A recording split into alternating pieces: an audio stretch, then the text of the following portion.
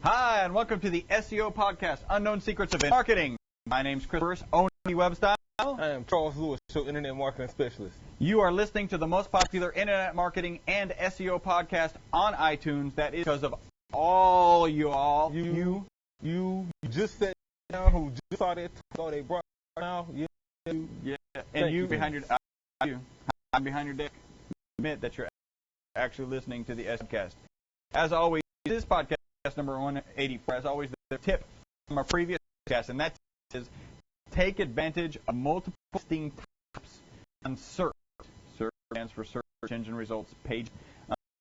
Specifically, create and get a video onto the first page of Google.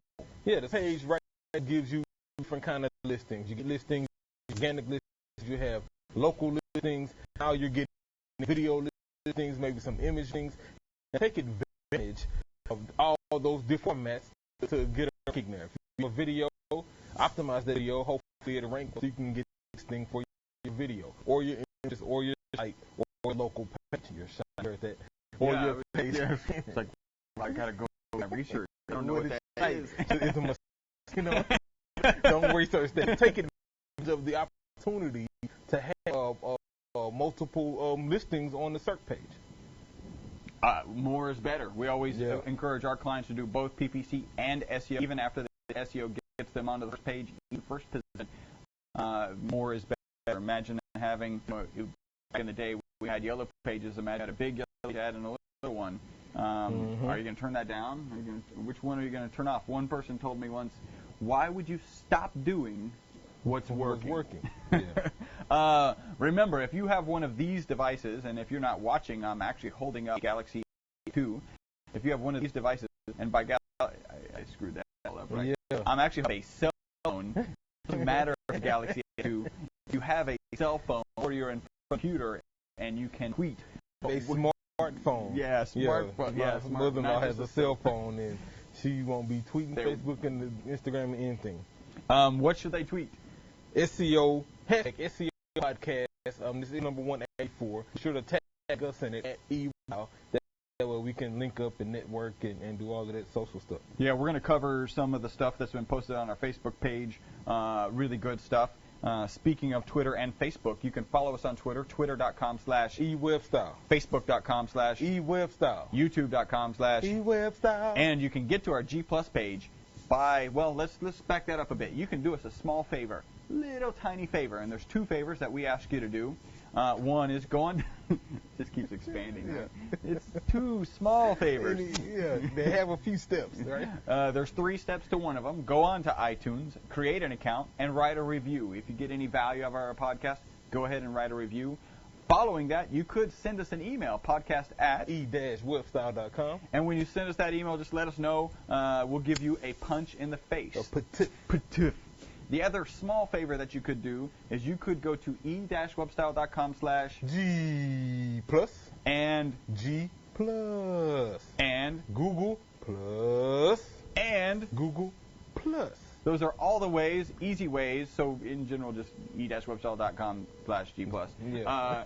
Or whether it's the plus spelled out or just the plus symbol. That will automatically forward you to our G Plus local page. Go there and write us a review. Of course, it's much easier if you have a Gmail account. Probably most of you do, as our guest. Actually, be an interesting survey to do. How many people do? Yeah. Especially kind of in the tech community, I'd assume it's pretty high. It's got to be like 95. I mean, if you're listening to SEO podcast, you probably do Google Analytics. Yeah. And if you do Google Analytics, you have a Gmail account. Let's take that one step back. Don't do Google Analytics. You need to start. And if you need to start, need a Gmail account. Have that Gmail account, write a review. We really appreciate that. In fact, our new favorite listener is Phil Gregory because he's written us a review on G+. That's what's up, Phil. Punch in the face. He says the quality is excellent. He says, I like E-Webstyle. They are real guys, just regular dudes doing their jobs with passion and sharing their knowledge.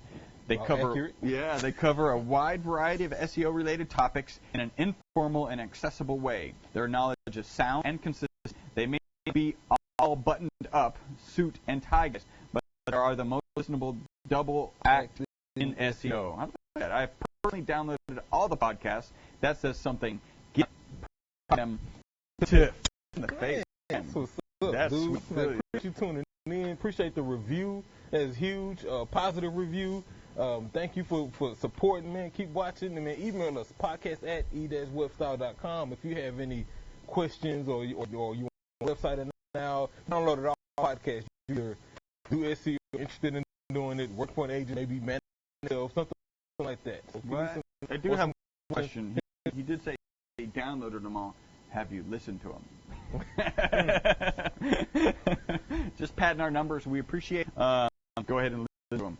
You know, I should have read that one after this one. I'm going to do the one negative one, and then we'll get into the positive one. So we're going to that one out kicking the shin for sure. All right. So this is a review on iTunes.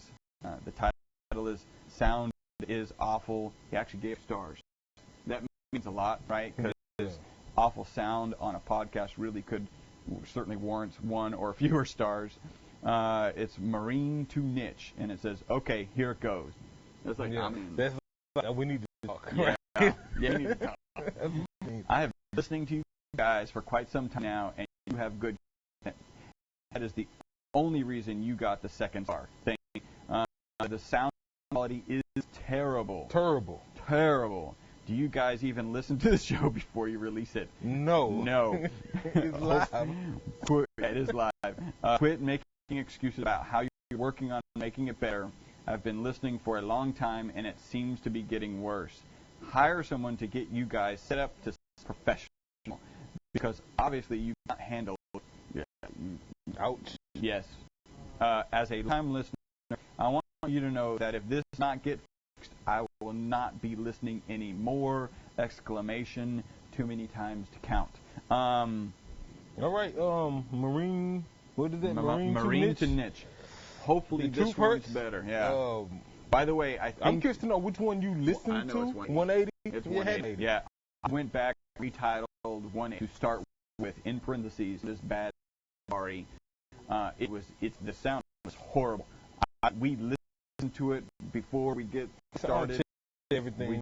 We sound check. We've made some good adjustments today. We're also getting it on a separate device because we're getting lost in translation from the equipment that grabs the sound, puts it through PC, puts it up to stream, and that's where we get our audio. We're going to start getting our audio directly from the board and getting that uploaded. So you should see a significant improvement starting today. Thank you for your feedback. Starting with 184.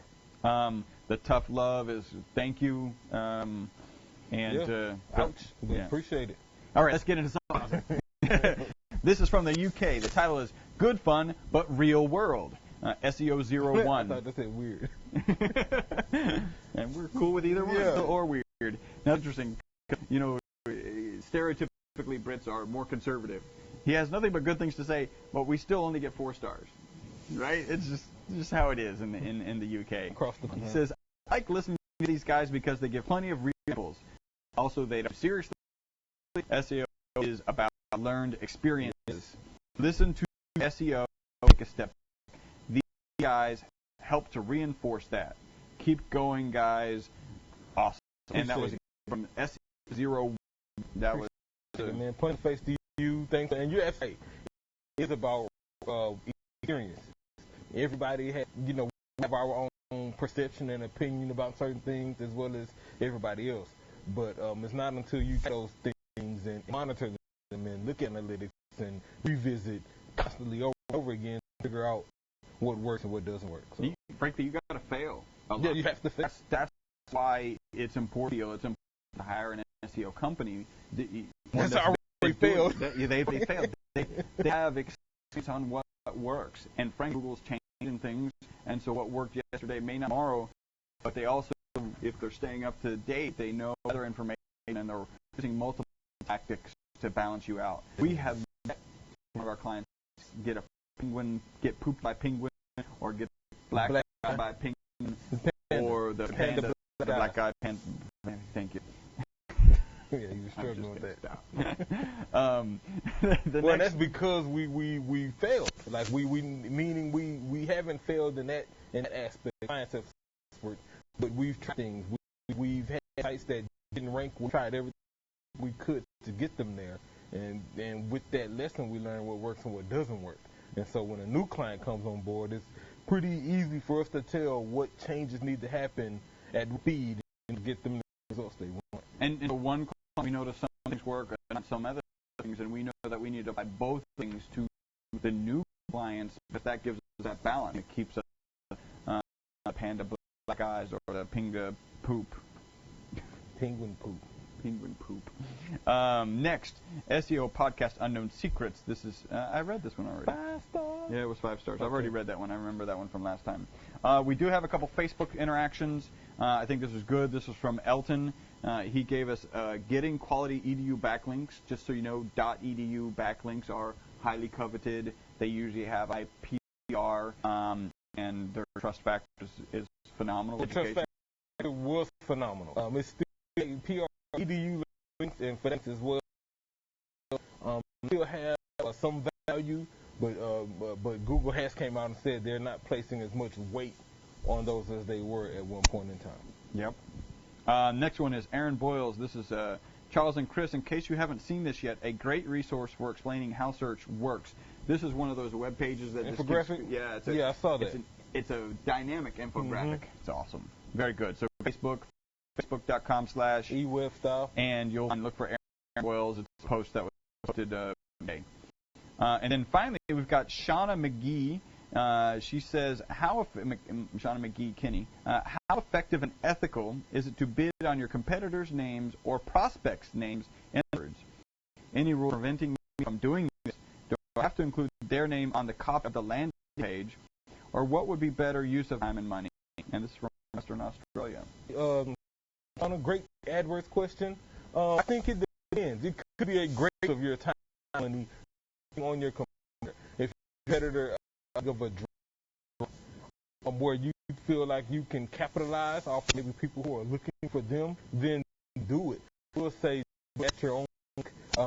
There have been, different lawsuits, things like that. Rosetta Stone comes to mind with the whole issue they had of people bidding on them. Toyota comes to mind. And you think about that, if you're a used car dealership, for example, and I sell Hondas, Toyotas, and Fords, then technically I should be able to bid on Toyota because that's part of my inventory. Frankly, I ran a campaign here for a client using dynamic keyword insertion where it's all of the names as keywords. That's when people chose the DK. I said competitor name, or matter of fact, the text was use competitor name, use us, start your trial here, sort of ad text. And so it can be done. I perfected before, and it worked. It was extremely profitable for him. But I also want to say, evaluate that competitor. Make sure that the clicks, or the people that are looking for them, could be you.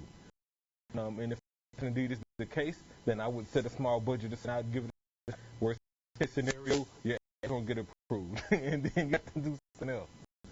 Yep. All right, so that's it. A little bit of news we can do this really quick. Galaxy S4 is coming out. Yeah. I'm glad because it's going to make the S3 cheaper, which my contract comes up in 3 months, so I'll probably get the S3. Facebook is experimenting with bigger images. So I don't know if you read that. I haven't seen it yet. That's anytime Facebook's doing stuff, it's interesting. And I thought this was interesting. Chrome on mobile devices is actually starting at ice cream sandwich. It's like this. The acronym is SPDY. PDY. So is it speedy or spidey? Because I love spidey browsing. It's faster. Basically, your spider makes you want to do this. It's web-based. I mean, it should be. Basically, what happens is your mobile device communicates with the Google server. The Google server communicates with the target website. Okay. The Google server grabs the content from the target website, compresses it, and sends it to your Chrome. Because it knows it's a mobile device, it reduces image size, it does a number of things to do it. Of course, their server is super powerful, so you end up with a faster browsing experience on your mobile device. I was going to say almost eliminating the need for a mobile version but you still want to do a mobile version. Yeah. Look at, I think at 183 or 182 we talked about that. You still want, links to fit, and you still want the dimensions and size to look right on the mobile device. That's kind of cool though, for those who may not have a mobile version. Or on 4G LTE, you're just a 3D something that can help you. This is I think the second podcast in a row about Google speeding up the internet with their biting hours.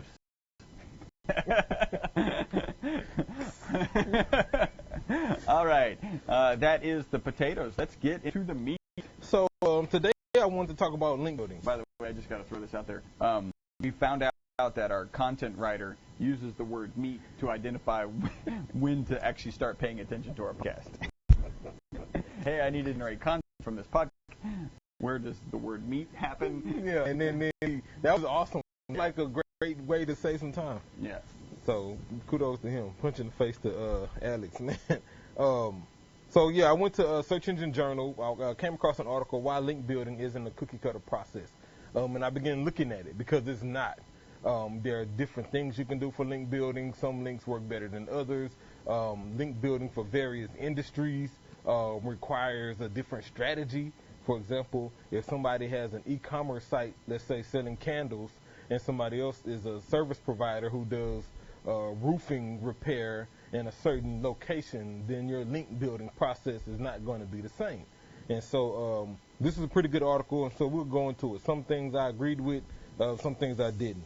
So number one, he says repeatable means replaceable. And when you read the paragraph, he's basically saying that if your link building process is something you can repeat, then that means other people are doing it, and it's probably scalable, and eventually will be replaceable, and it may not have that much value. I disagree. I believe that link building should be repeatable. I think that regardless of what industry it is or what site it is, there are certain things you just have to do, regardless of niche or industry or target audience. For example, if part of your link building process is submitting to a certain set of directories, then you just do that regardless, whether they're an e-com site or whether they're a service provider. You have to do that. That's a repeatable process. So I think you do that. I think what you have to do is take into account which directories you want to submit to and how much value they'll bring back to your site. Number two was search engines change. What works today doesn't always work hard. We just talked you're absolutely right. And so I think the key to link building when you're thinking about the search engines is to make sure you know you're aware of the links you're building. For example, if you're getting links that may not have any value, or links that could come from a bad source and things like that, or if you're getting links that Google has already said they're not valuing, then you're wasting time. And that's what I think he means right here, why search engines change. However, if you can come up with maybe some new sort of way to generate a link for maybe somewhere that others haven't exhausted, then try that. Search engines may value that. It may come from a source that they feel is valuable, and in turn pass that rank to your site, and you can benefit from it.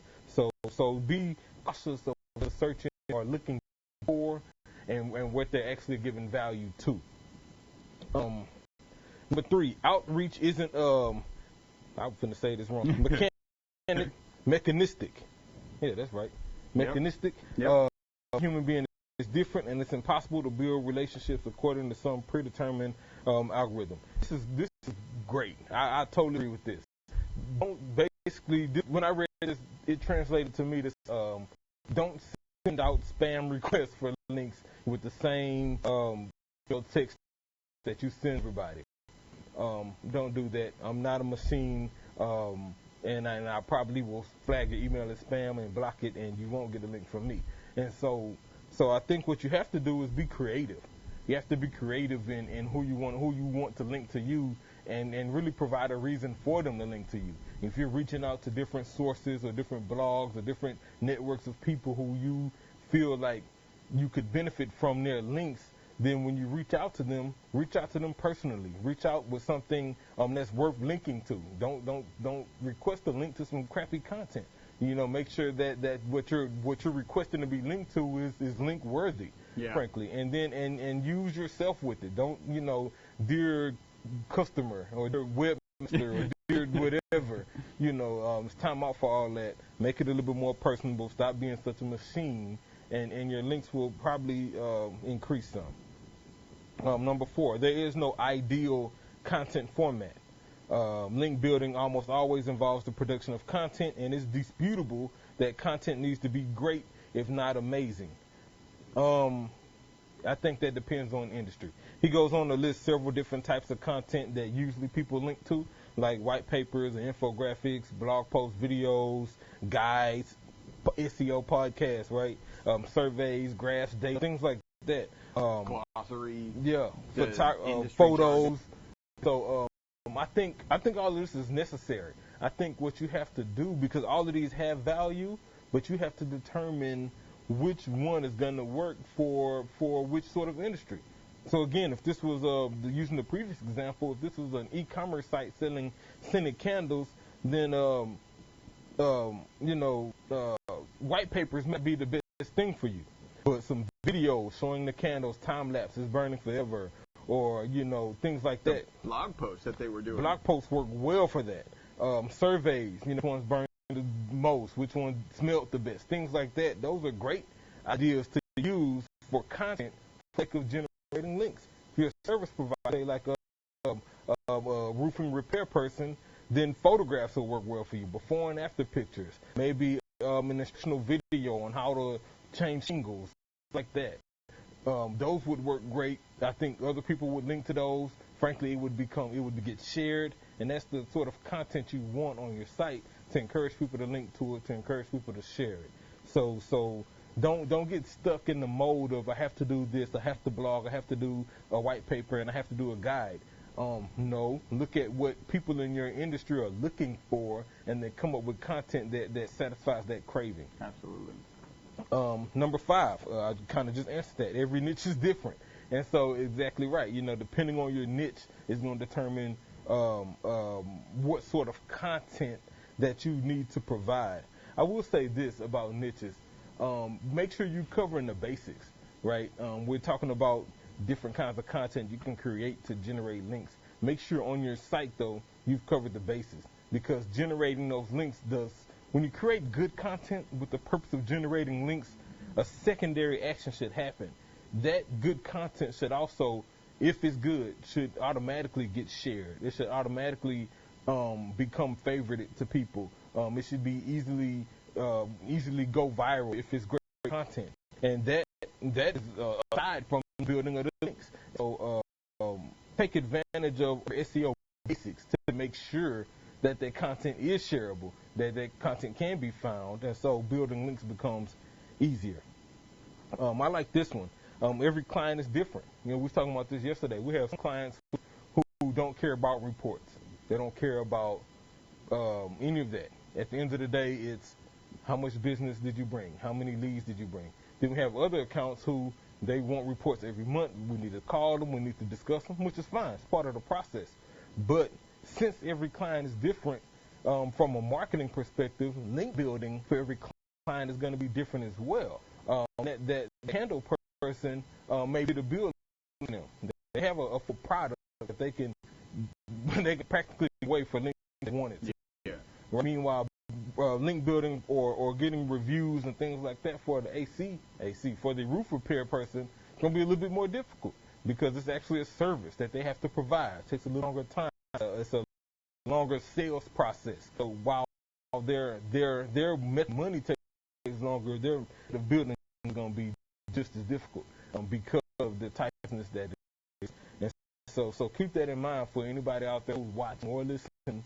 If you're an SEO or you're trying to build links, you can't use the same process for one site that you use for a different site. It's just not going to work. So that was it. In conclusion, he says, we all know that link building isn't a simple, linear process, but sometimes we find ourselves falling into habits that treat it as if it were. That's true. Man. So I think you have to find that happy medium. There's some things you can do across the board, right? Make sure that your pages have titles. Make sure basics are done so the content is shared. Then when you to link building, you have to figure out what's going to work for that client. Where are their visitors coming from? Use your analytics, Chris was talking about earlier.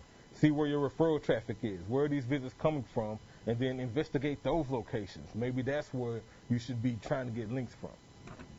Makes sense. Did you mention use Google Alerts? Use Google Alerts. I didn't mention that. It wasn't one of his lists here, but yeah, I use Google Alerts all the time. Set up alerts for your clients. So for their service that they offer, for their location. So how does Google Alerts work? So you go to Google Alerts, you open your Gmail or your Google account.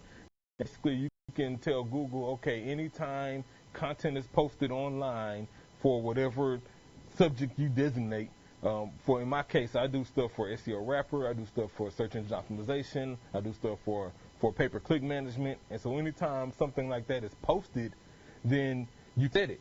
Google sends me mine daily, once a day. You can have it sent to you every time it's posted. You can have it sent daily. You can have it sent weekly. But what Google will do is send you an alert with the link to that content. Read that content.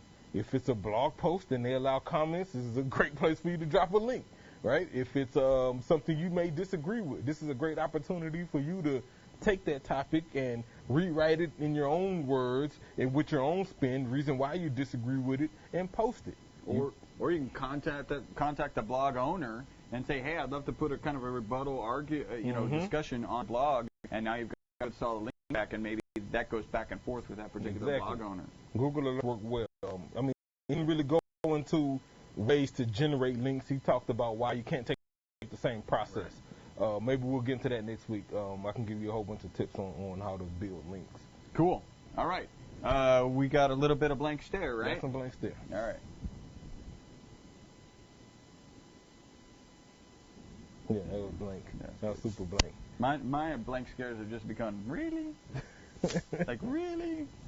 Not like blank, like, just, really? Mm-hmm. You're going to do that? All right, you got two, I got one. Okay, so my first blank stare goes to Yahoo. They gave Marissa Mayer I thought it was 1.2. $1.2 million bonus. Yeah, I'm just not sure why. I looked at some of the stuff she's done. Their stock did go up, I think, by 50%. So that's worth something. But it was like, that's okay. Worth a lot. But what I'm saying is, so they took the whole increase in stock and made a check out of it and gave it to her. And so, did they break even? But no, the stock options, I think, shortly thereafter is like $30 million. Okay. Right. So the short answer to $1 million is nothing. Right? Yeah. If she did that. And so and really she took over and started making changes. I know that there's a lot of people who do work from home or work remotely, and I think she honed that down. She needed to bring that down, and she's getting a lot of flack for it. I think she's going to release it again. That's what I would do, is let's get everyone back focused and on the same page. They're clearly not on the same page prior. Yeah, everybody's doing their own thing. And let's get back, because people can be more efficient at home. People can, you just got to have the right people and the right monitoring system in place so that their work gets monitored and you make sure that they're taking care of their work. I guess my blank stare was really is a $1.2 million bonus check good after 5 months? I think it's great. Of course you do. I know your question. Yeah, I'm like, man, really? What if the next 5 months everything backfires? She's probably got guarantees of $30 million or so. You come over. That's just what happens. I read her salary was $1 million a year, up to $50 million if she hit certain numbers, bonuses, and things like that. So. And if you're a stockholder, you're a major stockholder, you're like, yeah, give her $1 million, she's gonna make me 30. Give her $30 million, she's gonna make me 100. So, yeah, it affects working capital if she can increase stock prices. All right. So my blank stare is we recently really started leaning heavy on Chrome for printing. Right? I mean, we're leaning on it for a lot of things, but specifically for printing, because Chrome has just done a great job at printing from the browser. Yeah, you can print from the browser, and it does a great job. So my blank stare is I was just trying to print the review that I read at the beginning of this show, which is on G+. And when I pulled it up in Chrome print, all of the contacts that you can chat with that are on the right of the page overlapped the page. So Google hasn't even done a good job of being able to print from your wall on G+ inside Chrome. That seems backwards. Yeah, let's go, Google. Get it together. My last blank stare, man, goes to North Korea. Like, why you want to bomb us? You know what I'm saying? I ain't do nothing to you. I'm just saying. Yeah. I ain't do nothing, dog. So it's not my fault you're short. It has been the most popular internet marketing podcast on iTunes, episode 4. That is because of all you all. We really appreciate you. We appreciate your feedback here. We will put the negative feedback on air. We'll put the positive feedback. Of course, like the positive more. And we're always looking for ways to improve. If you've got any questions or concerns, send those. Connect with us on Facebook, facebook.com E-Webstyle, and post those questions there. We try and answer them on Facebook and also on air. And or send us an email, podcast@e-webstyle.com. And the one last thing, remember, we do have a referral program, e-webstyle.com, bottom of the page, click referral program. That is where SEOers can actually refer us to handle the account, and you can continue to get compensated. Paid. Put the dollars in the pocket. As long as that client is active. And our goal is 10-year relationships with our clients. That happens not because we make a great website, not because we send lots of traffic to that website, because that traffic actually converts into business. Yep. That's our entire focus. Thank you guys for listening. Until the next podcast, my name is Chris Burris. Charles Lewis. Bye-bye for now.